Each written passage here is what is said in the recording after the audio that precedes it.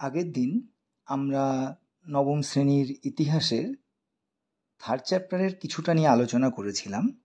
আজকে তার পরের অংশটাই আমাদের আলোচনার বিষয়বস্তু। আজকে প্রথমেই আসা যাক, মেটার্নিক ব্যবস্থা কী। অস্ট্রিয়ার প্রধানমন্ত্রী মেটার্নিক ছিলেন চরম প্রতিক্রিয়াশীল এবং গণতন্ত্র বিরোধী, জাতীয়তা বিরোধী এক ব্যক্তি। তিনি 1809 খ্রিস্টাব্দ থেকে 1848 খ্রিস্টাব্দ পর্যন্ত প্রায় 40 বছর তিনি অস্ট্রিয়ার প্রধানমন্ত্রী পদে ছিলেন। নেপোলিয়নের পতনের পর ইউরোপের যে পুনর্গঠন শুরু হয়েছিল, আমরা আগেই আলোচনা করেছি ভিয়েনা সম্মেলন ইত্যাদি বিষয়, সেই যে পুনর্গঠনে তিনি কিন্তু গুরুত্বপূর্ণ ভূমিকা পালন করেছিলেন। ঐতিহাসিক ফিশার ইউরোপের ইতিহাসের 1815 থেকে 1848 খ্রিস্টাব্দ পর্যন্ত এই সময়টাকে মেটার্নিক যুগ বলে অভিহিত করেছেন। মেটার্নিক ইউরোপে পুরাতন স্বৈরাচারী রাজবংশের পুনঃপ্রতিষ্ঠার জন্যে বিপ্লবী ভাবধারাকে কঠোরভাবে দমন করতে চেষ্টা করেছিলেন। এই কারণে তিনি এক চরম প্রতিক্রিয়াশীল, প্রগতি বিরোধী, দমনমূলক নীতি গ্রহণ করেছিলেন, যা ইতিহাসে মেটার্নিক ব্যবস্থা বা মেটার্নিক পদ্ধতি নামে পরিচিত। এই যে মেটার্নিক পদ্ধতি, তার উদ্দেশ্য কী ছিল? যদি আমরা তার উদ্দেশ্যর পরে আলোকপাত করি, দেখতে পারব প্রথমত ইউরোপে ফরাসি বিপ্লবের আগের যে রাজনৈতিক ব্যবস্থা তাকে পুনরায় প্রবর্তন করা। তাছাড়াও ফরাসি বিপ্লবের ফলে যে জাতীয়তাবাদ, উদারতন্ত্র, গণতান্ত্রিক ভাবধারা সৃষ্টি হয়েছিল তার প্রসার রোধ করা। এছাড়াও ইউরোপের রাজনীতিতে অস্ট্রিয়া এবং তার নিজের যে প্রভাব এবং প্রাধান্য তাকে যতটা সম্ভব বাড়িয়ে তোলা। মেটার্নিক তার এই নীতি যথেষ্ট সফলভাবে প্রয়োগ করেছিলেন অস্ট্রিয়া এবং জার্মানিতে। অস্ট্রিয়ায় তখন ছিল হ্যাবসবার্গ সাম্রাজ্যের শাসন। বহু ভাষাভাষী এবং জাতিগোষ্ঠীর মানুষ এই সাম্রাজ্যের অন্তর্গত ছিল। স্বাভাবিকভাবেই তাদের মধ্যে যাতে কোনোভাবে জাতীয়তাবাদের প্রসার না ঘটে, সেই জন্যে তিনি সেখানে যেমন বিভেদ নীতি প্রয়োগ করেছিলেন, তার সঙ্গে যথেষ্ট রকমের দমন পীড়ন তিনি সেখানে চালিয়েছিলেন। এছাড়াও এই জাতীয়তাবাদের প্রসার রোধ করবার জন্যে তিনি সেখানকার বিশ্ববিদ্যালয়গুলিকে সরকারের কঠোর নিয়ন্ত্রণে নিয়ে এসেছিলেন। উদারপন্থী অধ্যাপক এবং ছাত্রদের গতিবিধির উপর নজর রাখবার জন্যে তিনি গোয়েন্দা পর্যন্ত নিয়োগ করেছিলেন। প্রয়োজনে তাদের গ্রেপ্তার পর্যন্ত করা হতো। এছাড়াও তিনি পাঠ্যসূচির পরিবর্তন করিয়েছিলেন। ইতিহাস, রাষ্ট্রবিজ্ঞান, দর্শন এইসব বিষয়গুলির পঠন পাঠন তিনি নিষিদ্ধ করে দিয়েছিলেন। বিদেশি পুস্তক, অধ্যাপক, সংবাদপত্রের অস্ট্রিয়াতে প্রবেশের নিষেধাজ্ঞা জারি করা হয়েছিল। সংবাদপত্রের যে স্বাধীনতা তা পুরোপুরি খর্ব করা হয়। এমনকি পুরো অস্ট্রিয়াতে রাজনৈতিক সভা সমিতি পুরো নিষিদ্ধ করে দেওয়া হয়েছিল। এতে গেল অস্ট্রিয়ার কথা। এবার আমরা আসি জার্মানির ক্ষেত্রে কি হয়েছিল। জার্মান জাতীয়তাবাদের মূলে কুঠারাঘাত করবার জন্য তিনি কার্লসবার্গ ডিক্রি জারি করেছিলেন। এই ডিক্রি বা আদেশনামার মাধ্যমে তিনি জার্মানির যে রাজনৈতিক দলগুলি ছিল সেগুলিকে তিনি নিষিদ্ধ বলে ঘোষণা করেছিলেন। এছাড়াও সংবাদপত্রের কণ্ঠরোধ করেছিলেন। উদারপন্থী যে ছাত্র এবং অধ্যাপকেরা ছিল তাদের বিরুদ্ধে যথেষ্ট রকমের দমননীতি প্রয়োগ করা হয়েছিল। ভিয়েনা সম্মেলনে যে নীতিগুলি গৃহীত হয়েছিল সেগুলো কার্যকর করতে ইউরোপীয় শক্তি সমবায় গঠিত হয়েছিল। মেটারনিখ তিনি এই শক্তি সমবায়কে জাতীয়তাবাদ দমনের ক্ষেত্রে কাজে লাগিয়েছিলেন। এই শক্তি সমবায় একটি ঘোষণাপত্র প্রকাশ করে এই ঘোষণাপত্রের মাধ্যমে বলা হয়েছিল যে কোনো দেশে বিপ্লব ঘটলে শক্তি সমবায় সেই দেশে হস্তক্ষেপ করতে পারবে এবং সেখানে স্থিতিশীল অবস্থা অবশ্যই ফিরিয়ে আনবে। প্রায় 30 বছর মেটারনিখ ব্যবস্থা ইউরোপে কিন্তু সফলভাবে বলবৎ ছিল।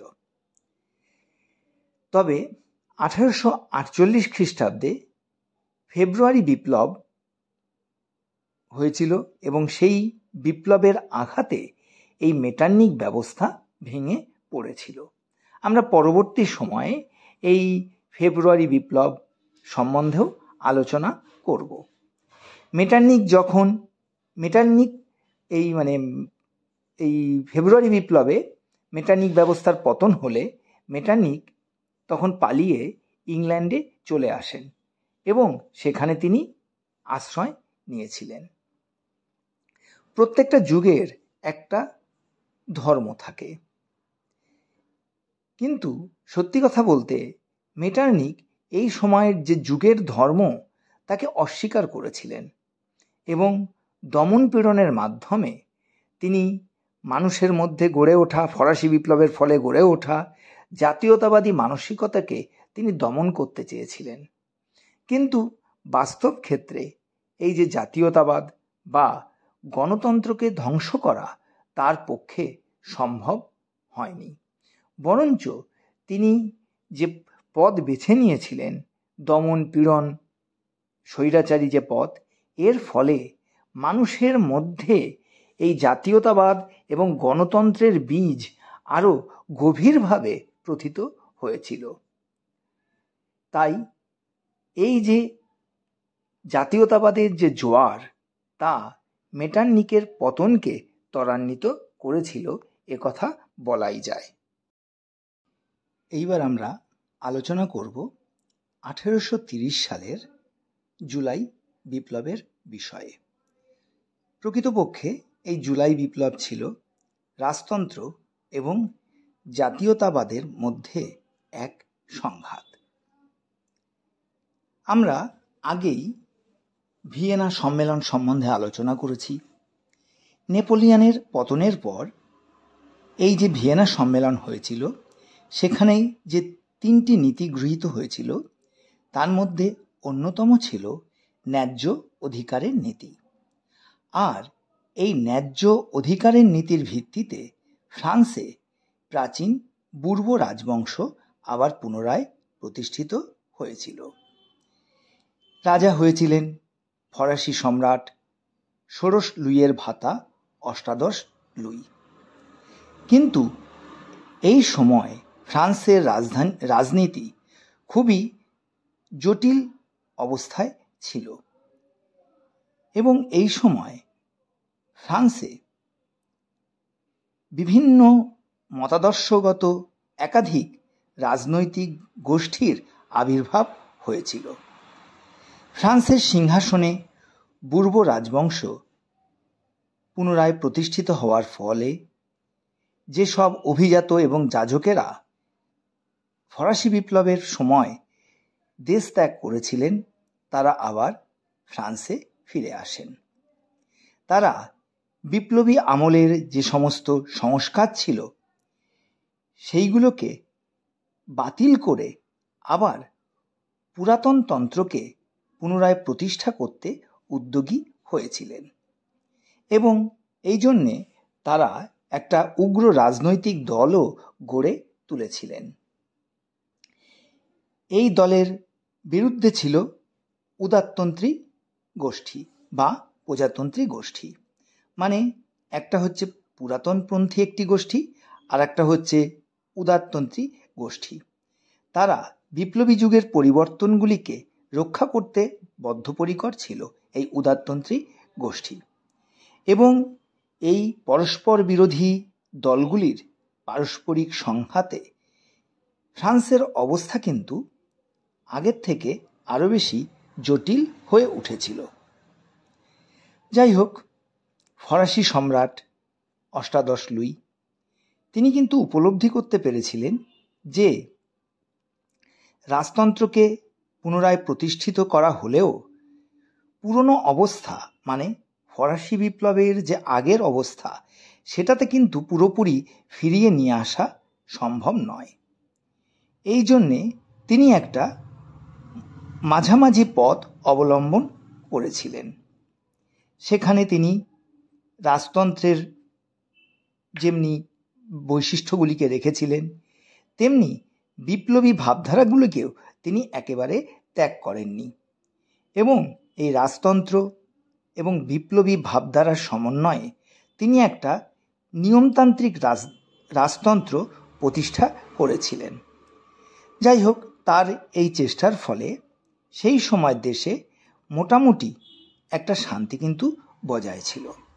কিন্তু 1824 খ্রিস্টাব্দে অষ্টাদশ লুইয়ের মৃত্যু হয়। মৃত্যু হলে তার ভাই দশম চার্লস সিংহাসনে বসেন। তিনি কিন্তু ছিলেন পুরোপুরি উগ্র পুরাতনতন্ত্রের সমর্থক।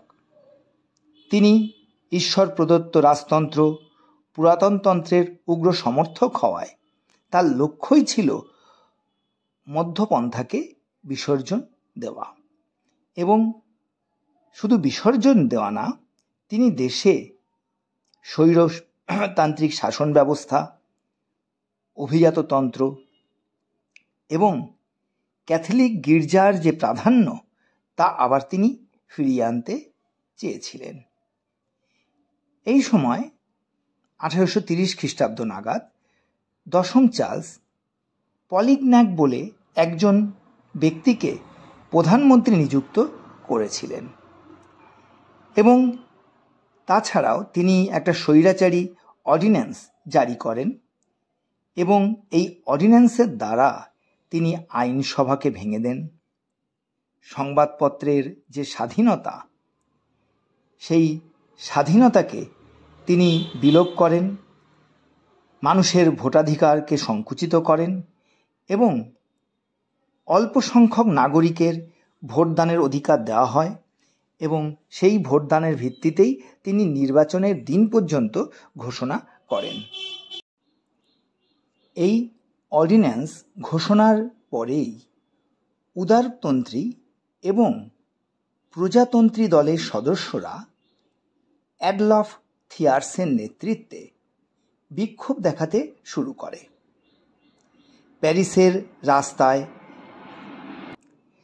ছাত্র শিক্ষক সহ বিভিন্ন শ্রেণীর নাগরিক আন্দোলনে সামিল হয়। এমনকি সেনাবাহিনীও জনগণের পক্ষে যোগ দেয়। 19 জুলাই এর মধ্যে সমগ্র প্যারিস জনগণের অধিকারে চলে যায়। ফলে রাজা দশম চার্লস ফ্রান্স থেকে পালিয়ে ইংল্যান্ডে আশ্রয় নেন এবং যেহেতু জুলাই মাসে হয়েছিল তাই এই বিপ্লব জুলাই বিপ্লব নামে বিখ্যাত।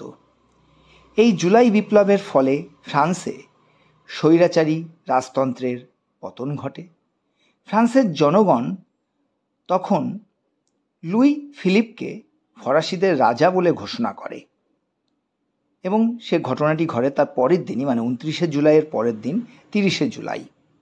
এইভাবে ফ্রান্সে স্বৈর শাসনের অবসান ঘটে এবং নিয়মতান্ত্রিক রাজতন্ত্র প্রতিষ্ঠিত হয়।